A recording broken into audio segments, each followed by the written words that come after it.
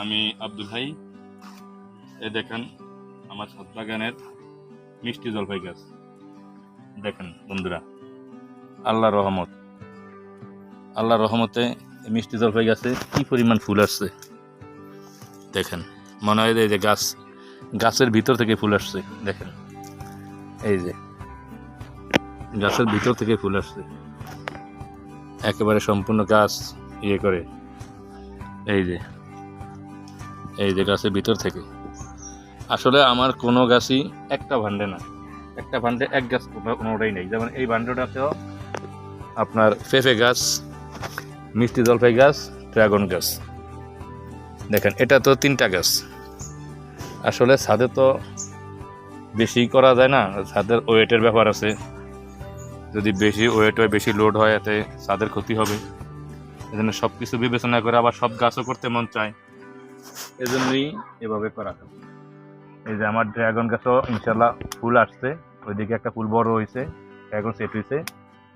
এই যে এই জন্য আগাগুলা পুনিং করে দিতেছি, যাতে কিছুদিন পরে আপনাদের ড্রাগনের ভিডিও পাবেন, দেখবেন আল্লাহর রহমতে কি পরিমাণ ড্রাগন আমার বাগানে ধরে। আর এই যে আপনাদের সেই আনারকলি, কেউ বলে আনারকলি, কেউ বলে ট্যাং ফল, কেউ বলে ফ্যাশন ফুড। এই দেখেন এই ছোট, এই বড়, এই ফুল, এই ফুল, এই ফুল, আবার এই ফুল ফুটছে।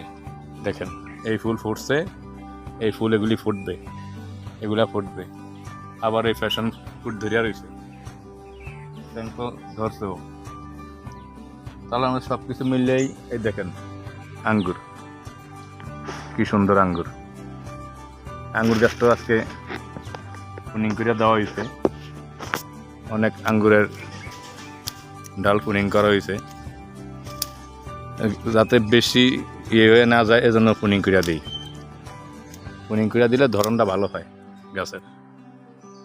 এই যে ধরনটা ভালো হয়। আজকে অনেক পুনিং করছি আঙ্গুর গাছ। এই যে একটা আঙ্গুরের তোকনা দেখেন, এই যে কি সুন্দর আঙ্গুর। এই যে আবার ওইদিকে একটা আঙ্গুরের টুকনা কালো হয়েছে, আবার ছোট্ট একটা বাড়িতে আছে টুকনা।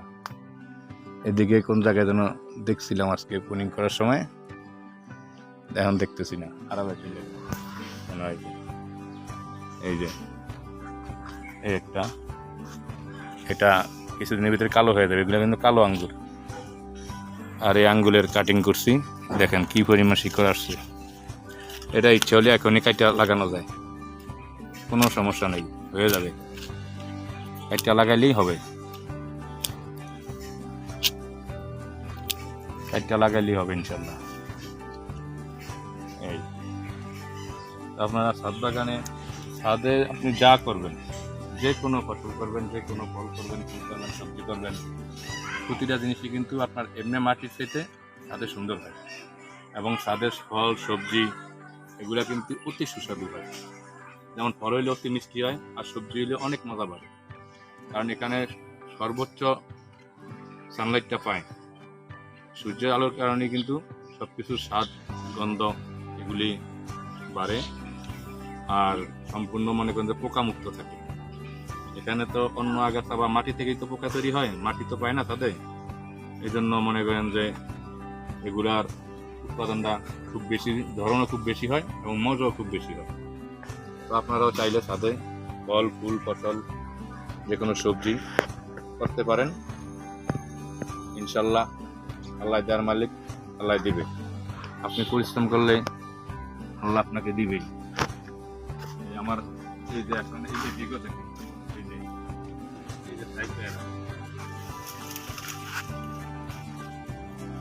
সাইপের আঘাত, এটা চেরি গাছের সাথে একেবারে জড়ায় গেছে।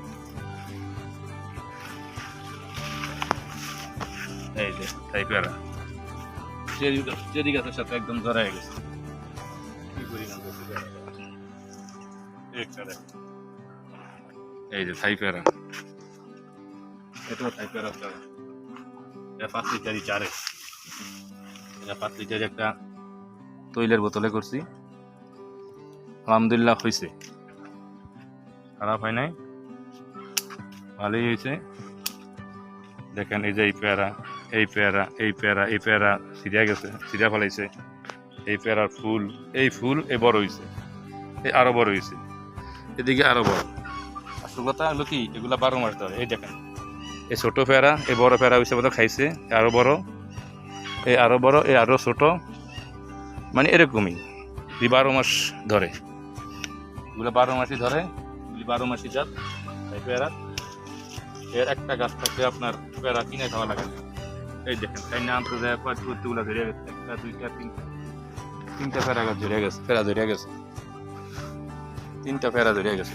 এই যে আর এই যে একটা প্যাশন ফ্রুট ট্যাঙ্কল, দেখেন আল্লাহর নিয়ামত, আল্লাহ যথেষ্ট দিছে, যথেষ্ট ধরছে ইনশাল্লাহ।